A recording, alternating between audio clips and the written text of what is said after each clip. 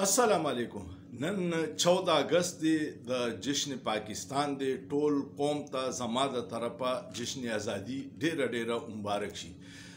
د ټول نه اهم خبره درته نن زه کوم څه تاریخي چې آیا زموږ پاکستان په 14 اگست آزاد شوی کو په 15 اگست. دا یو داسې تاریخي حقیقت دی چې پاکستان کې به ډیر کم خلک د دې نه خبري چې اصلي واقعیت څه ده.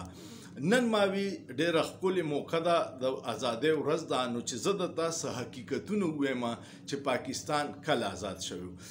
تاسو ته کو یاد شي زموږ په کتابونو کې لیکلي شوي، موږ ته مشرانو ویلي چې پاکستان په 27 رمضان او د جمعې په ورځ آزاد شوی دی. نو چې ته کله کلندر وګوري او هغې کې 27 رمضان او د جمعې ورځ په 15 اگست راوړی، نو دا 15 اگست راځي. نو بیا ولې مونږ په 14 اگست مناوو؟ اول د هغه تاریخي واقعیات وایم چې پاکستان حقیقي کې په 15 اگست آزاد شوی او کله بیا دا فیصله وشوه چې اوس به مونږ ازادي په 14 اگست مناوو. څه تاریخي واقعیات درته وایم نو تاسو ته بیا کلیر شي. او چې کله تاسو کلندر وګورئ نو په هغې کې دا دی چې د 14 اگست د جمعرات په ورځ راځي او هغه 26 رمضانو. هر شي ریکارډ برطانیه خو یو ډیر لوی مملکت او په نیمه دنیا هغې حکمرانی کړې ده. نو دا ټول شیزونه چې کوم دي په ریکارډ دي او په لایبریرو کې پراته دي، په آرکایوز کې پراته دي. انډین انډیپندنٹ ایکټ 1947 چې کله پاس شو، برطانوي پارلیمنٹ انګلینډ پارلیمنٹ پاس کو او بیا په 18 جولای 1947 جارج ششم د هغوی بادشاه هغه په دستخط وکړو. دا قانون چې دی نو د دې بیا په 1983 کې حکومت دا دستاویزات پبلک ته شایع کړه، اوپن یې کړه او د دې دستاویزاتو نومو د ټرانسفر آف پاور. د ټرانسفر آف پاور په نوم سره په 1983 کې برطانیې انګلینډ والا دا دستاویزات پبلک کړه. د هغې کې جلد 100 باندې په صفحه نمبر 234 باندې او بیا د دې دستاویزاتو پاکستان کې کیبنټ ډیویژن ترجمه شایع کړه او د دې پروجیکټ نوم قائد اعظم پیپر په نوم سره. په دې کې هغوی په جلد 100 کې په صفحه نمبر 45 نه د صفحه نمبر 72 پورې دا ټول تفصیل لیکلی او دا یې درته مختصر ترجمه ویم چې 15 اگست باندې به برطانوي انډیا، دې ته به برطانوي انډیا وي، کې دوه آزاد مملکت جوړیږي او د هغې یو نوم به انډیای او د بل به پاکستاني. نو هغې کې هم دا 15 اگست لیکلی شوی دی. بیا په 7 اگست باندې 1947 کې په اقوام متحده کې چې کوم مستقل مندوب و هغه ته د برطاني دفتر خارجه تار وو چې وایسرای هند وی دلته وایسرای چې په بر صغیر کې دغه لارډ ماونټ بیټن نوم اخیری وایسرای چې وایسرای وی چې مسلمانان قائدین دا ضرورت غني چې موږ د اقوام متحده رکنیت موږ ته ملاو شي. نو هغوی وی چې بیا به موږ وروسته د دې فالو اپ ساتو او په 15 اگست پاکستان چې آزاد شي نو بیا به موږ د دې مخکې توثیق وکړو.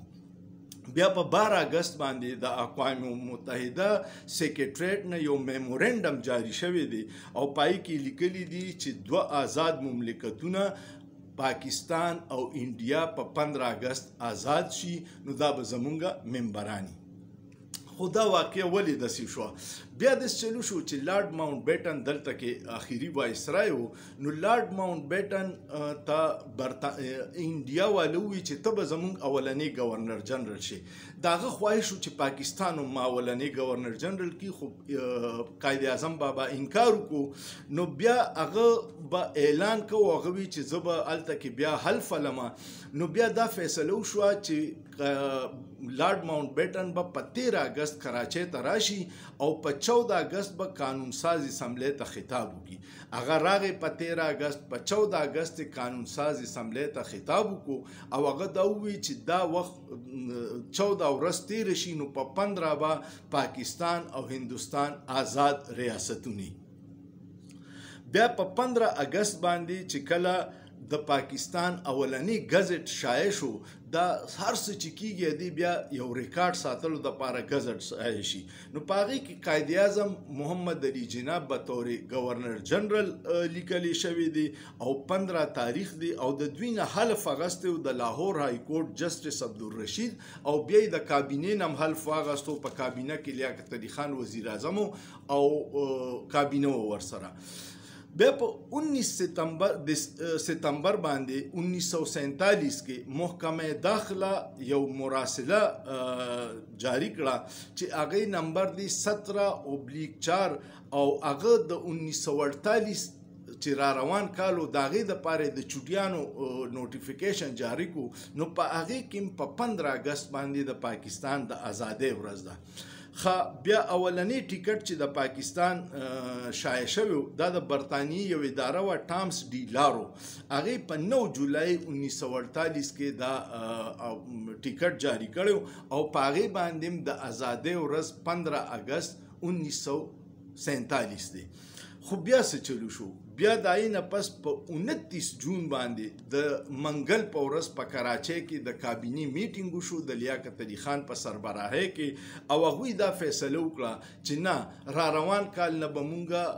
جشن ازادي خپل قومي په 14 اګست مناوو او دغه د کابینې فیصله چې کم په ریکارډ باندې فایل پروت دی دا په اسلام آباد کې په نیشنل آرکایو کې پروت دی د هغې فایل نمبر دی CF/48/196